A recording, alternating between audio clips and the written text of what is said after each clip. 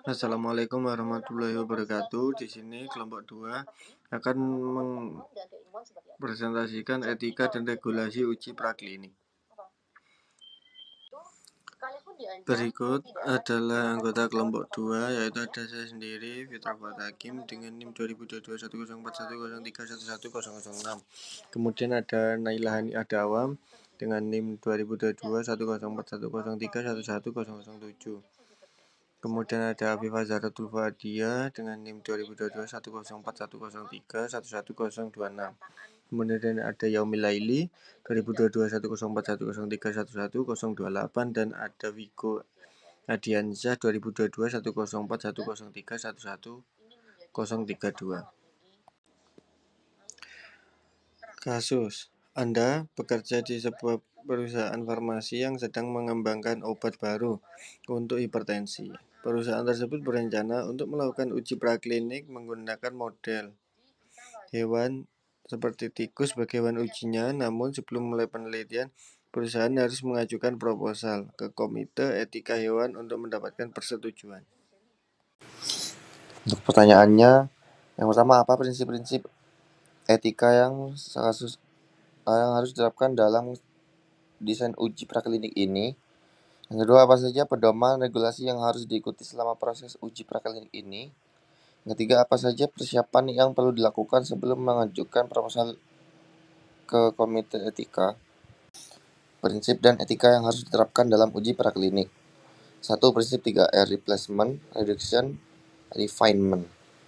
Yang kedua, penghormatan kepada kehidupan. Yang ketiga, kepatuhan pada komite etika penelitian.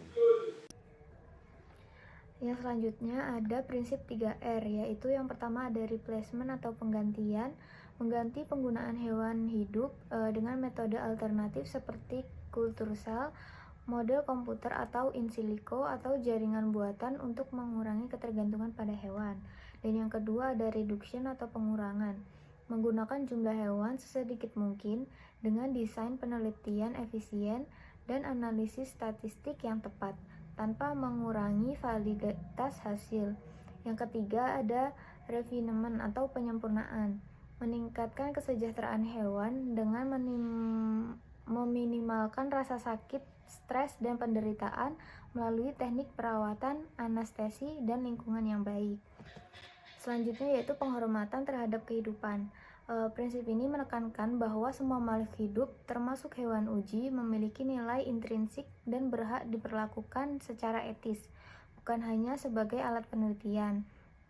Penelitian berkewajiban untuk menghindari penderitaan yang tidak perlu, minimalkan rasa stres dan rasa sakit, menjamin bahwa setiap tindakan pada hewan memiliki tujuan ilmiah yang sah dan bermanfaat. Terus selanjutnya ada hindari eksperimen yang berulang atau tidak signifikan secara ilmiah. Gunakan hewan hanya bila metode in vitro atau in silico tidak memadai. Semua protokol harus disetujui oleh Komite Etik Hewan atau Animal Ethics Committee. Selanjutnya ada kepatuhan pada Komite Etika Penelitian.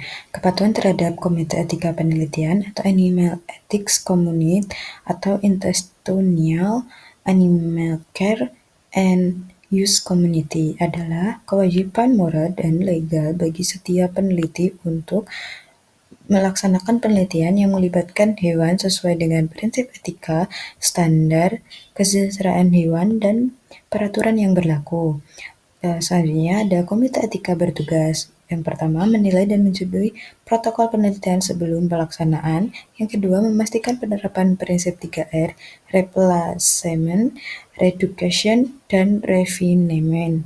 Selanjutnya ada memantau kesejahteraan hewan selama dan setelah penelitian. Selanjutnya ada menjamin bahwa semua prosedur sesuai dengan hukum dan pedoman etika nasional maupun internasional. Selanjutnya ada tujuan kepatuhan. Kepatuhan bukan hanya formalitas, tetapi menunjukkan tanggung jawab ilmiah dan moral peneliti. Tujuan utamanya yang pertama melindungi hewan dari penderitaan yang tidak perlu. Yang kedua, menjaga kredibilitas peneliti dan reputasi lembaga. Yang ketiga, memastikan hasil penelitian valid dan dapat dipublikasikan di jurnal bereputasi, karena banyak jurnal internasional mensyaratkan nomor persetujuan etik. Selanjutnya, nomor 4, menunjukkan integritas ilmiah dan transparansi proses penelitian. Selanjutnya ada prosedur kepatuhan. Sebelum penelitian praklinik dimulai, peneliti wajib yang pertama mengajukan proposal ke Komite Etika Penelitian hewan dengan penjelasan detail prosedur, jumlah hewan, metode anestesi, dan rencana pengakhiran manusiawi atau human endpoints. Selanjutnya, menunggu persetujuan tertulis, ethical clearance, atau animal use approval. Yang selanjutnya, melaksanakan penelitian sesuai protokol yang disetujui, tidak boleh mengubah metode tanpa izin tambahan. Selanjutnya, melaporkan hasil atau insiden yang berpotensi menimbulkan penderita berlebih pada hewan. Selanjutnya, terdapat regulasi uji praklinik.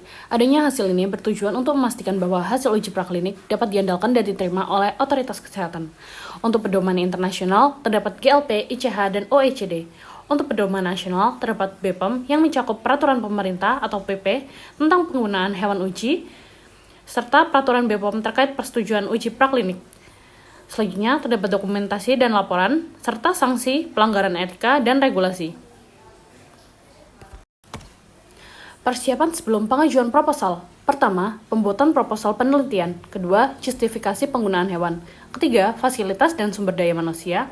Keempat, dokumentasi administratif dan pendukungnya. Kelima, kajian risiko dan manajemen kesejahteraan hewan. Keenam, rujukan regulasi dan pedoman yang digunakan. Berikut merupakan daftar pustaka yang kami gunakan. Sekian dan terima kasih.